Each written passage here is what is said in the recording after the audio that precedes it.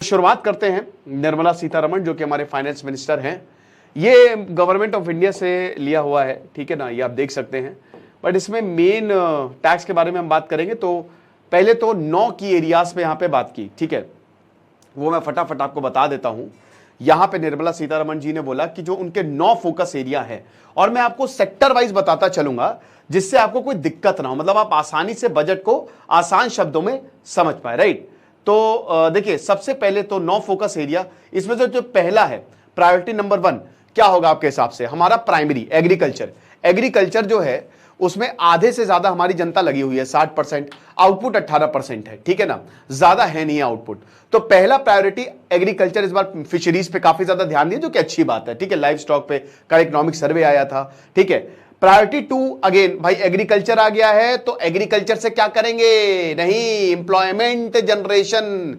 Education loan पे यहां पे सरकार ने बात की है कि इंटरेस्ट हम भी थोड़ा देंगे, टेंशन लेने की बात नहीं है, ठीक है। यहां पे करोड़ों युवाओं को जो है कुछ स्कीम्स लेके आए, 5 स्कीम्स लेके आए हैं, और करोड़ों युवाओं को इंटर्नशिप देने की बात की है। एंजल टैक्स खत्म किया, जो कि बहुत बढ़िया है, ठीक है ना। स्टार्टअप्स पे एंजल टैक्स लग जाता था, अब उसको एबॉलिश किया, इसकी बहुत समय से बात चल रही थी। तो प्रायोरिटी 2 है। प्रायोरिटी 3 क्या है? Inclusive human resource development. America हो गया, यूरोप हो गया, उनका ह्यूमन रिसोर्स डेवलप है, वो अपने लोगों पे ज्यादा खर्चा करते हैं। Stem, science, technology, engineering, mathematics. हम कब समझेंगे? जब हम अपने लोगों पे खर्चा करना शुरू कर देंगे, अपने लोगों को स्किल्ड बनाने लगेंगे, तो अच्छा होगा। ये प्रायोरिटी 3 में है, जो कि अच्छा लगा मुझे। प्रायोरिटी 4 सोशल जस्टिस मिलना चाहिए। अमीर अमीर होता जा रहा है, गरीब और गरीब ऐसा ना हो। प्रायोरिटी 5 सोशल जस्टिस तब मिलेगा जब पूरे एरिया डेवलप होगा। सबसे इंपॉर्टेंट अर्बन डेवलपमेंट, शहरों को डेवलप करो। लेकिन क्या शहर डेवलप हो रहा है? इधर शहर डेवलप हो रहा है, बारिश हो रही है, बैंगलोर डूब रहा है, चेन्नई डूब रहा है। प्रायोरिटी 6 एनर्जी सिक्योरिटी की यहां पे बात हुई है, जो कि मुझे लगता है कि एक अच्छी चीज है, प्रायोरिटी है, मतलब सरकार इन पे सबसे पहले काम करेगी। तो एनर्जी जरूरी है, क्लीन एनर्जी की हमको जरूरत है। Priority 7 infrastructure, super important. Manufacturing sector भी खाली 18% का ही आउटपुट देता है, तो इसीलिए उसको काम करना पड़ेगा। एंड इसको सबसे नीचे रखा, मेरे हिसाब से इसको नंबर 1 पे होना चाहिए था, जो है इनोवेशन, रिसर्च और डेवलपमेंट। उसके बाद नेक्स्ट जनरेशन रिफॉर्म। भैया हमारे जो अल्फाज आ रहे हैं, जो जेन जी हैं, किस तरीके से रिफॉर्म होता है, हम अगली जनरेशन को क्या दे देंगे, वो सारी चीजें जो है इसमें लिखी गई हैं। तो चलिए अब हम शुरू करते हैं। क्या क्या रहा अनाउंसमेंट, क्या क्या रही? ओके, तो सबसे पहले हम टैक्स पे ही बात कर लेते हैं। ओके, देखिए ये जो नया टैक्स रिजीम है, याद रखिएगा, वो मतलब ओल्ड टैक्स और न्यू टैक्स है। तो जो स्टैंडर्ड डिडक्शन सैलरी क्लास को मिलेगी 50,000 से 75,000 कर दी गई है। मतलब मुझे ऐसा लगा कि बहुत सारी चीजें बढ़ा रहे हैं, तो बस एक लॉलीपॉप थमा दी गई है कि देखो स्टैंडर्ड डिडक्शन जो है। तो पहले तो मैं आपको बता दूं कि हमारी जो ओल्ड टैक्स रिजीम है और न्यू टैक्स रिजीम ये कम है। स्टैंडर्ड डिडक्शन वैसे 1974 में आया था, 2005 में उसको खत्म कर दिया था, बहुत सारे एग्जम्पशंस दे दिए थे। देखिए एक्चुअली क्या है ना, कि जो बिजनेस वाला है, बिजनेस वाला क्या करेगा? बिजनेस वाला जो है, जो पैसा कमाएगा और जो खर्च करेगा, जो भी उसका प्रॉफिट, मतलब जो उसने कमाया और खर्च किया, उसको माइनस कर दीजिए, जो प्रॉफिट हुआ उस पर वो टैक्स दे देगा। सिंपल कंसेप्ट है। लेकिन सैलरी वाला क्या करता है? उसके पास सैलरी आती है और वो इनकम टैक्स वो कटा के ही आती है, ठीक है ना। उसके पास कोई प्रॉफिट एंड लॉस का कोई चांस नहीं है, चाहे वो कंपनी का होगा, कंपनी का अलग होगा, लेकिन जो इंडिविजुअल नौकरी कर रहा है उसकी सैलरी आती है, उसमें टैक्स कट के आता है। अब देखिए वो कैसे टैक्स बचाए, क्योंकि उसमें तो टैक्स लगना ही लगना है। तो इसके लिए बहुत सारी सुविधाएं सरकार ने दी 2005 तक। 5 के बाद 2005 से लेकर 2018 तक पी चिदम्बरम साहब जो थे वो फाइनेंस मिनिस्टर रहे, और काफी, तो उन्होंने बहुत एग्जम्पशंस ले आए, वो कि ढेरों एग्जम्पशंस ले लिए कि ये ले लीजिए 80C और ये फलाना धमाका, ठीक है, बहुत सारे एग्जम्पशंस ले आए कि अगर आप यहां इन्वेस्ट कर रहे हैं तो इसका आप एग्जम्पशन ले लीजिएगा, ताकि आप जितने पैसों पे टैक्स देना पड़े, ध्यान दीजिएगा, जितने पैसों पे, मतलब क्या है, देखिए यहां पे आप कोई भी टैक्स, चलिए आप यही ले लीजिए पुरानी वाली टैक्स रिजीम। तो अगर 2.5 लाख की आपकी इनकम है तो निल है। अगर आप सालाना इतना कमाते हैं तो आपको ज्यादा टैक्स देने की 20-20 हजार तक, अगर आप कमा रहे 15 से 20 हजार तक, आपको टैक्स देने की जरूरत नहीं है। 2.5 लाख से 5 लाख, अब 2.5 लाख से 5 लाख का मतलब क्या है? इस 2.5 लाख डिफरेंस जो आ रहा है, ऐसा नहीं है कि पूरा 2.5 लाख से 5 लाख डिफरेंस आ रहा है, उसमें आप 5% जो है वो टैक्स देंगे। फिर 20%, यानी कि अगर 10 लाख तक आप कमाते हैं तो आप इस, मान लीजिए आप 9 लाख तक कमाते हैं, ठीक है ना, अब 9 इस स्लैब में आ गए, तो ऐसा नहीं कि 9 लाख पे पूरा टैक्स देना है भाई, 5 से जो 9 जो डिफरेंस आएगा 4 लाख, उस पे आपको टैक्स देना है, और इसी पे स्टैंडर्ड डिडक्शन मिली है। समझ रहे हो? तो एक तरीके से जैसे मान लीजिए कि किसी की 9 लाख सैलरी है, है ना। अब आप स्टैंडर्ड डिडक्शन ले लीजिए, कितना हो गया, पहले 9.5 लाख थी, 8.5 लाख हो जाती, 50,000 40,000 की डिडक्शन, अब 75,000 कम हो गई है स्टैंडर्ड डिडक्शन, तो कितना हो गया, 9.25 हो गया, तो 8.25 हो गया। तो कहने का मतलब है कि जहां पे इसको 9 लाख है ना, ये 4 लाख पे देना पड़ता, अब खाली 3,25,000 पे टैक्स देना होगा, यानी कि 15-20,000 30,000 वो आपके हिसाब से आपके बच जाएंगे। ओके, ये हिसाब किताब है, कैलकुलेशन कर लीजिएगा। तो ये इस तरीके से चलता है ना। और ये आपकी नई टैक्स रिजीम है। तो नई टैक्स रिजीम बहुत ही सिंपल है, सिंपल। यहां पे ये 3 लाख तक आपको कुछ नहीं देना है, उसके बाद 3 से 6 5 है, 6 से 9 आपका 10 है, 9 से 12 15 है। अब ध्यान दीजिएगा, यहां पे क्या बोला गया है, यहां पे थोड़ी सुविधा दी गई है किसको, ये नई वाली जो टैक्स रिजीम है, ठीक है ना, ये वाली जो टैक्स रिजीम है, ये 3 से 6 लाख पे पहले आपको 5% देना पड़ता था, अब ये बस 3 से 7 लाख कर दिया गया है, दैट्स इट। 3 से 7 लाख पे आपको कितना देना है, 5% देना है, ठीक है ना। फिर उसके बाद 7 से 10 लाख, यहां पे 6 से 9 लाख है ना, अब यहां पे 7 से 10 लाख ये आपको, यानी कि 1-1 लाख बढ़ा दिया गया, बेसिकली आपको 10% देना है, चाहे तो आप लिख लीजिए, ठीक है ना।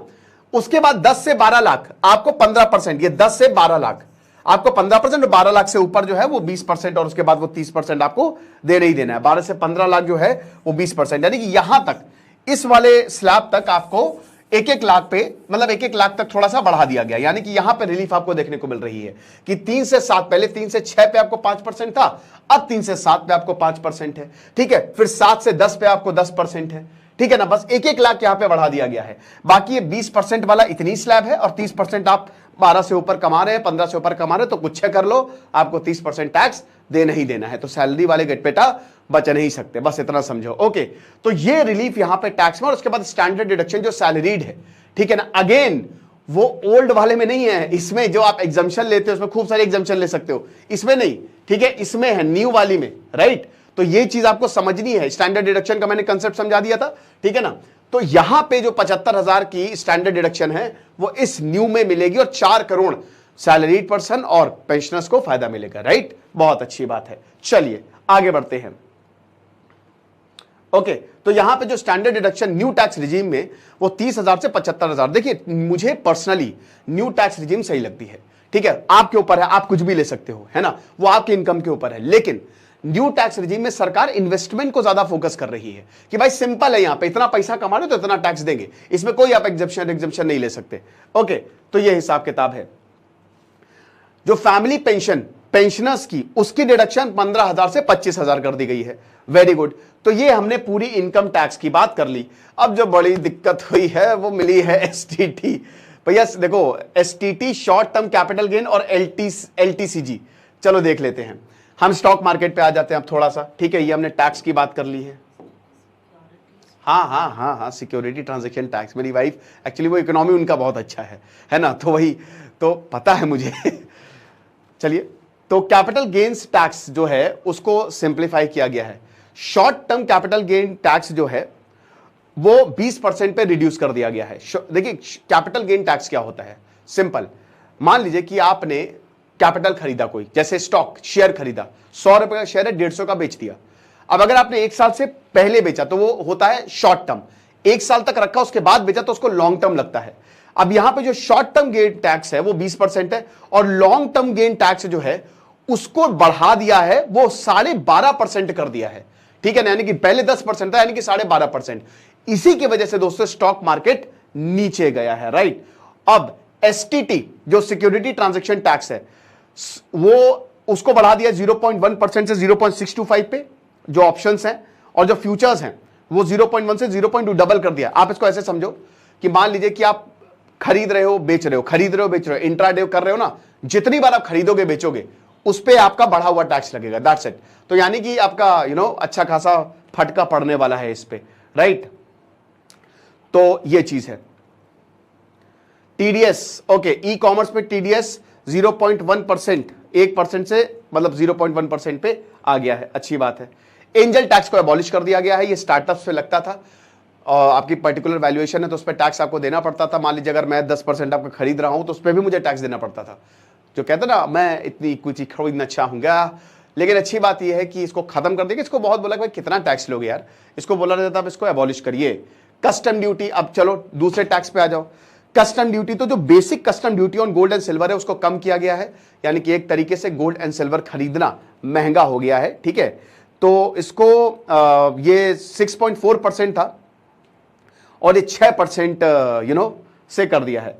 उसके बाद फेरो निकल ब्रिस्टर कॉपर अपने कोई काम का नहीं है, उसको इंक्रीज किया गया है 10% से 15% तक, राइट। कस्टम ड्यूटी जो है वो सर्टेन स्टॉक्स जैसे श्रिम्प और फीड्स के, फिश फीड्स के लिए वो 5% तक रिड्यूस किया गया है।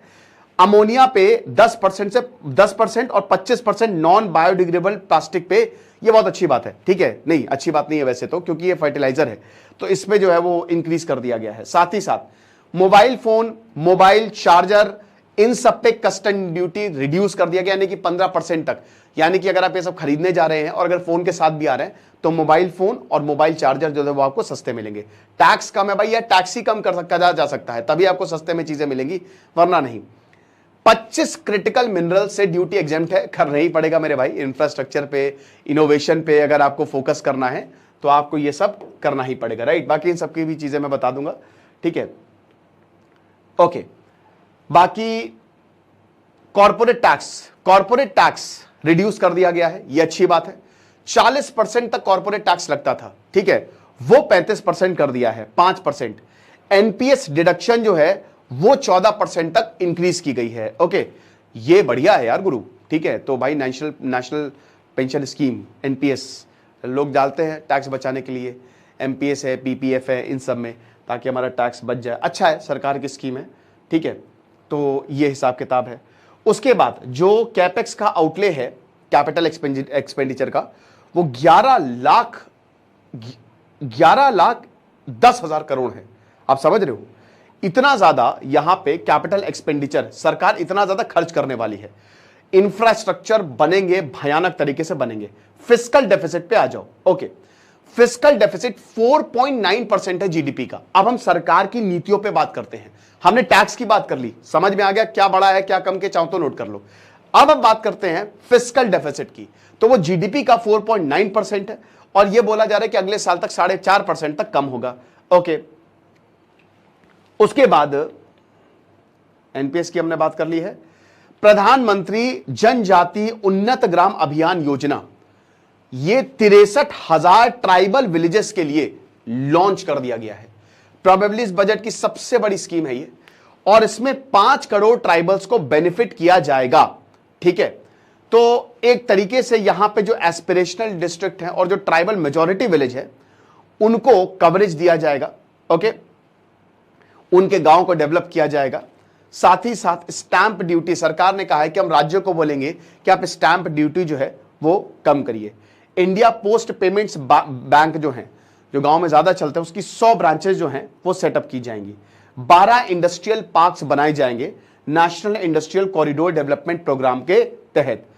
10 लाख करोड़ जो है अर्बन पुअर और मिडिल क्लास, जो गरीब हैं, शहरों में रहते हैं, उनको 1 करोड़ घर दिए जाएंगे, जिसके ऊपर 10 लाख करोड़ रुपए खर्च होंगे, ये एलोकेट किए गए हैं। और उसके बाद जो क्रिटिकल मिनरल्स हैं, स्पेशली डोमेस्टिक प्रोडक्शन के लिए, रिसाइकलिंग के लिए, ओवरसीज एक्विजिशन मिनरल एसेट्स, ये भी जो हैं इस पे इसमें मिशन लॉन्च किया गया है, ओके। यहां पे क्रिटिकल मिनरल मिशन कि बेसिकली इन सेक्टर्स पे जो क्रिटिकल मिनरल्स यूज होंगे, राइट। तो ये चीज है।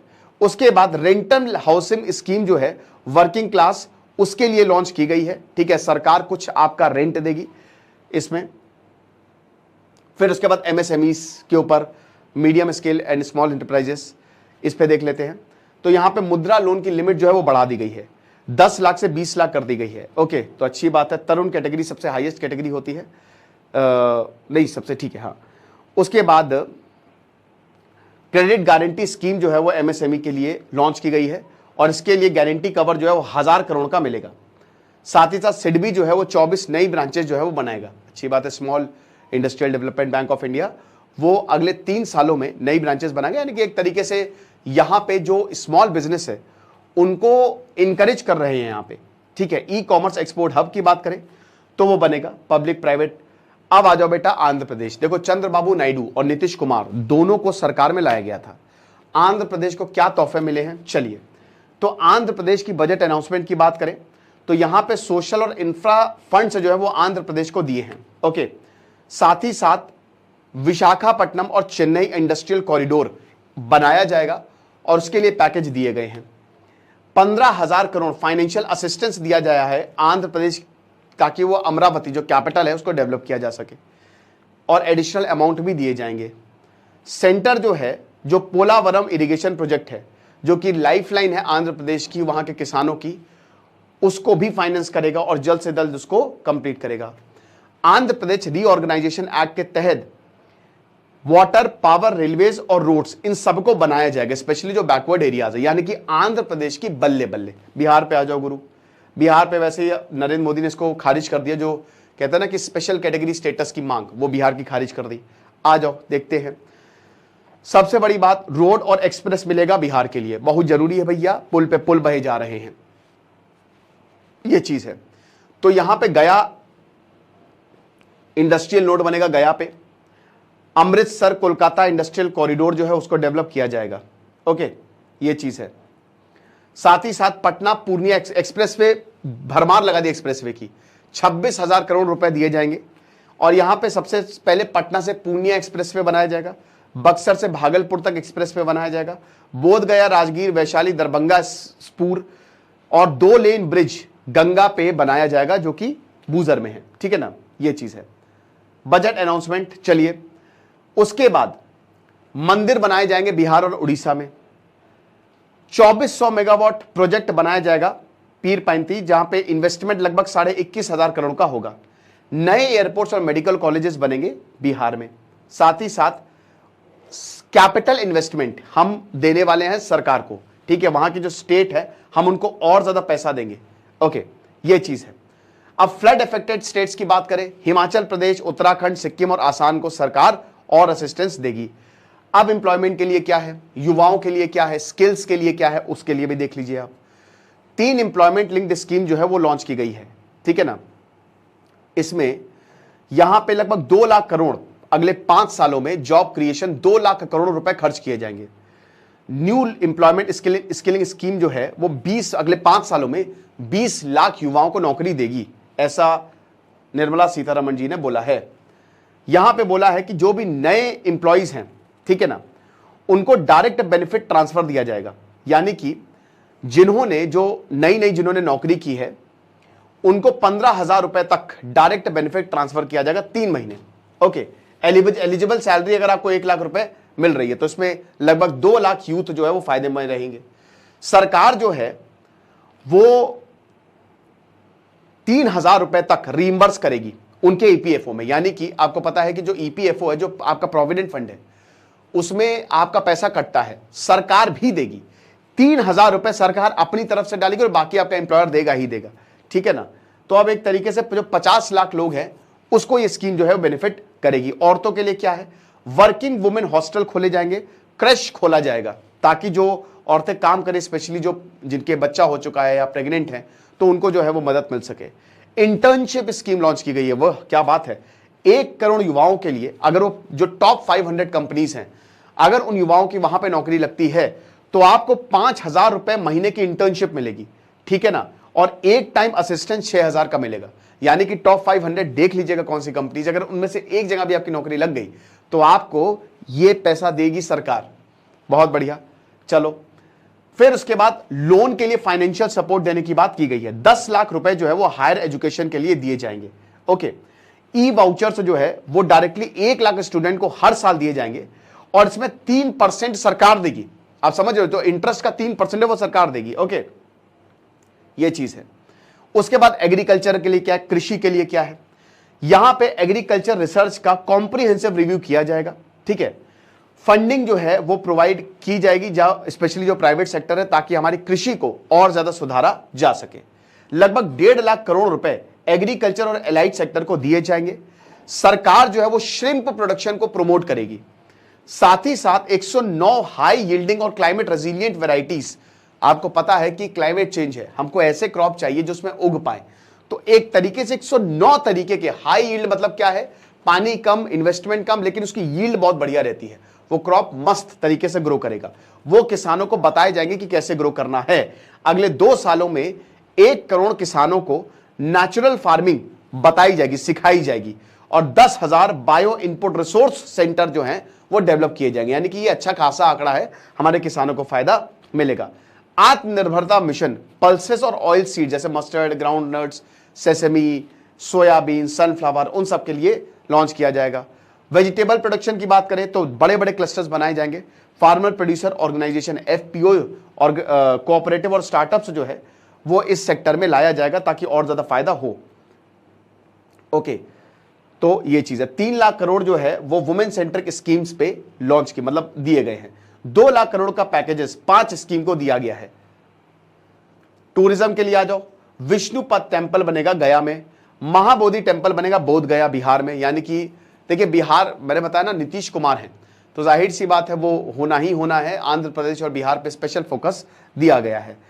तो एक तरीके से वर्ल्ड क्लास टूरिस्ट डेस्टिनेशन जैसे काशी विश्वनाथ टेम्पल कॉरिडोर है बनारस पे, वैसे ही बोध गया बिहार में और महाबोधि टेम्पल बोध गया बिहार में और विष्णुपद टेम्पल गया में बनाए जाएंगे बिहार में। ठीक है, उसके बाद राजगीर को बहुत जबरदस्त तरीके से बनाया जाएगा। राजगीर वैसे भी बहुत ही खूबसूरत है, नालंदा यूनिवर्सिटी वहीं बगल में ही है, तो बहुत खूबसूरत ही तरीके से राजगीर को डेवलप किया जाएगा।